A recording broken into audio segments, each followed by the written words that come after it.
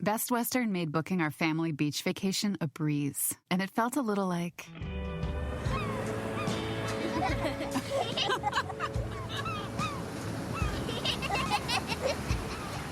Time to go. Okay, kids, back in the room. You gotta come on, guys. This has to be like... Good night. Life's a trip. Make the most of it at Best Western.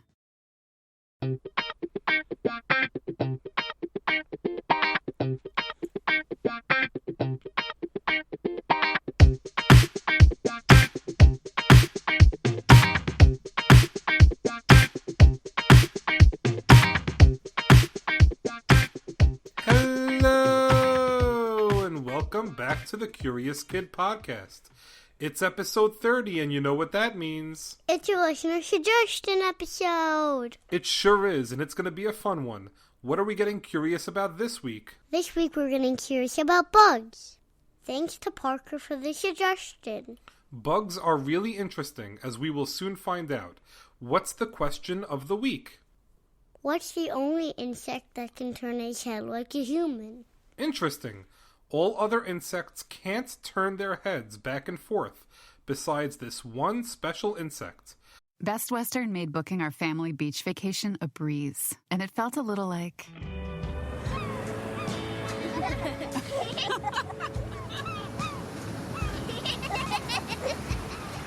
Time to go. Okay, kids, back in the room. You gotta come on, guys. This has to be like... Good night. Life's a trip. Make the most of it at Best Western. Hey, Keurig coffee drinkers. Did you know that the bold, smooth taste of Dunkin' cold coffee can be brewed in your Keurig coffee maker and enjoyed at home? Dunkin's cold K-Cup pods were crafted to be brewed hot and enjoyed cold. And of course, they're packed with the Dunkin' flavor you crave. Brew over ice and sip in seconds. Because the home with Dunkin' is where you want to be.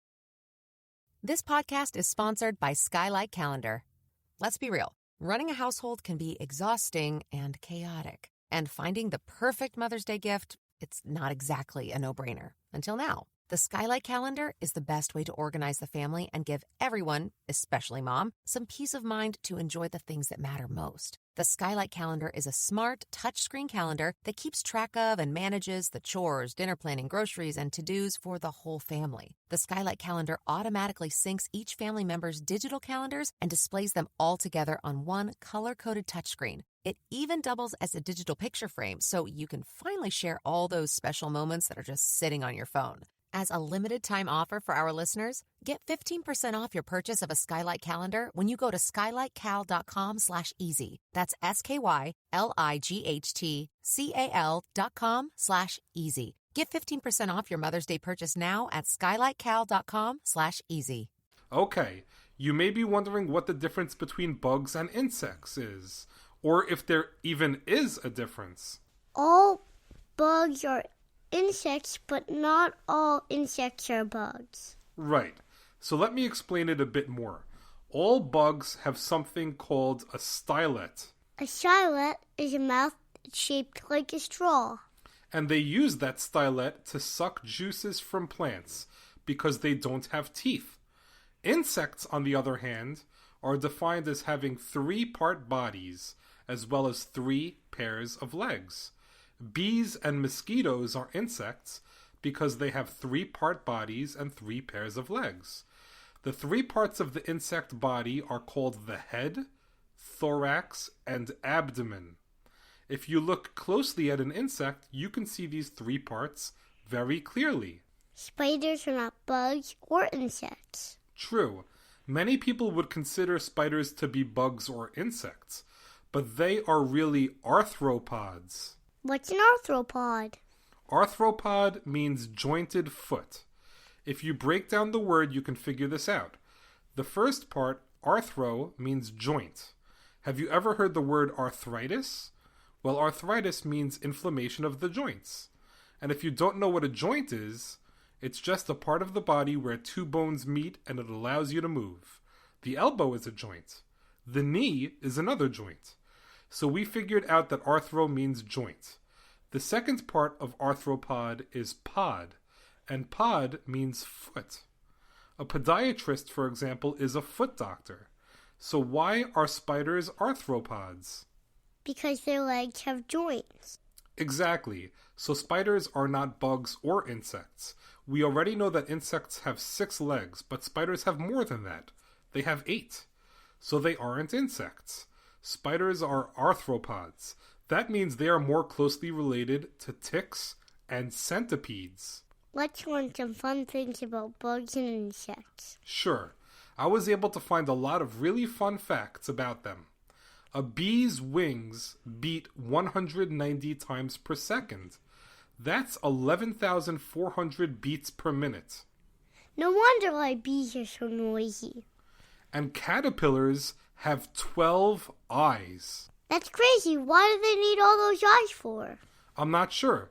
They have 6 eyes on each side of the head, but they are probably only able to sense light and dark and can't even see shapes or color. Mosquitoes are attracted to smelly feet. Well, that's bad news for you, Daddy. Hey, that's not nice, but it's probably true, so I'll let it slide. Houseflies taste things with their feet, which are 10 million times more sensitive than our tongues. I'm glad I can taste things with my feet. I know, right? We would be tasting socks and the floor all day. That wouldn't be good. Did you know that it takes about 100 monarch butterflies to weigh an ounce? They are so light, they weigh almost nothing. And how about this one? Spiders can eat over 2,000 insects a year. If you see a spider in your backyard, leave it alone because it's eating other bugs. Right. And bugs are older than dinosaurs. They have been around for over 400 million years.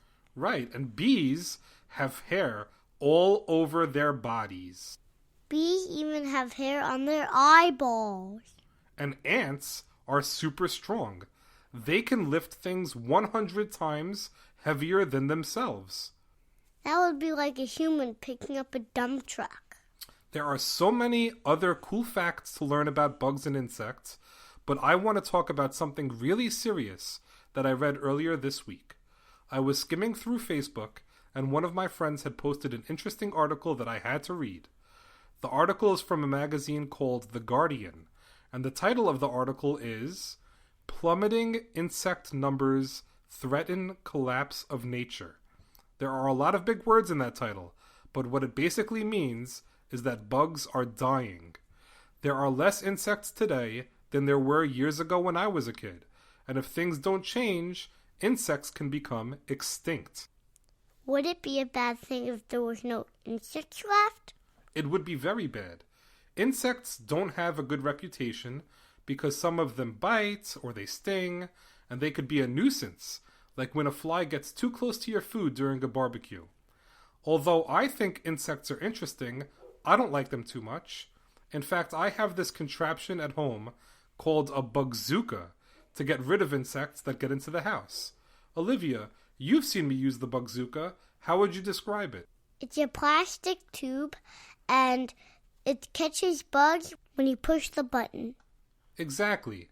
The bug is sucked into the bugzooka, and it ends up in a catch tube. You can then look at the bug safely if you are interested, and then you can open up the catch tube outside to let the bug out. I love it because you don't have to get close to the bug, and you also don't have to kill the bug. You don't like touching bugs. That's for sure. When I was younger, it was my daddy's job to get rid of any insects that were in the house, because I thought they were gross. By younger, he means a few years ago. You're right. Anyways, it's true that some insects bite or sting, and sometimes they get to places, like inside your house, where they don't belong. But it doesn't change the fact that we need insects, and that they are very important. Why do we need insects? There are so many reasons why we need insects. First, we should think about all of the animals that need insects for food. Animals like chameleons, lizards, and frogs eat insects. And of course, there are other animals like bats or the anteater and tons of others. What would happen to these animals if their food was taken away? We also need insects because they give us things we rely on. There are insects called pollinators. They include ants, bees, butterflies, and beetles. Pollinators are important because they take pollen from one flower and put it in other flowers. This process of pollination is important in making some of the foods we enjoy. Here is a short list of foods that would not exist if not for these pollinators. Honey. Fruits like apples, peaches, plums, bananas, melons, and mangoes. Berries such as strawberries, blueberries, blackberries, and raspberries. Onions wouldn't exist. Avocados, vanilla, tomatoes, cucumbers, grapes, and grown-ups that are listening, that also means wine, broccoli, cabbage, pumpkin, and get ready for the next two. Coffee would not exist without pollinators, and neither would, wait for it, wait a little longer, chocolate. Well, why are bugs dying? Well, there are many reasons, but the biggest one is probably something called insecticide. That's a big word, but insecticide is a chemical that is used to kill bugs. People use insecticides in and around their homes.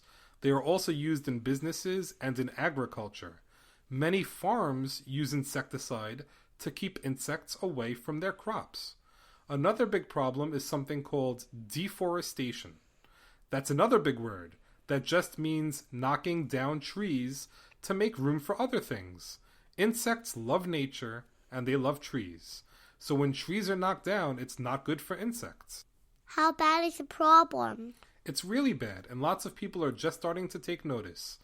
Butterflies are endangered, and other insects like beetles, bees, and dragonflies are threatened.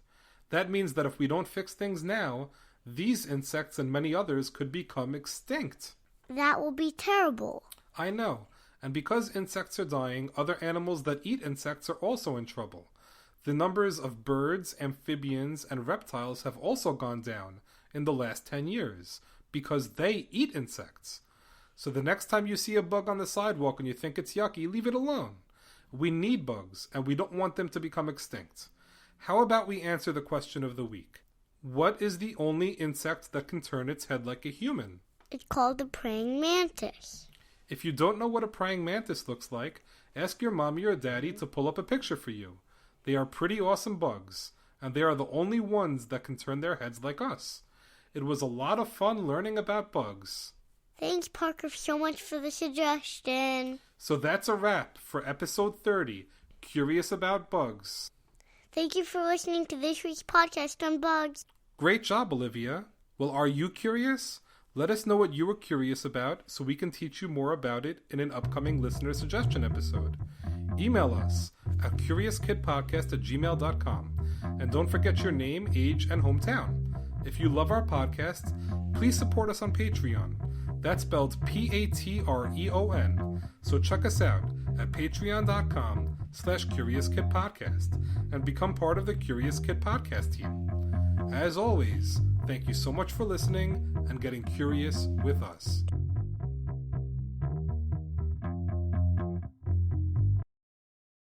Best Western made booking our family beach vacation a breeze, and it felt a little like...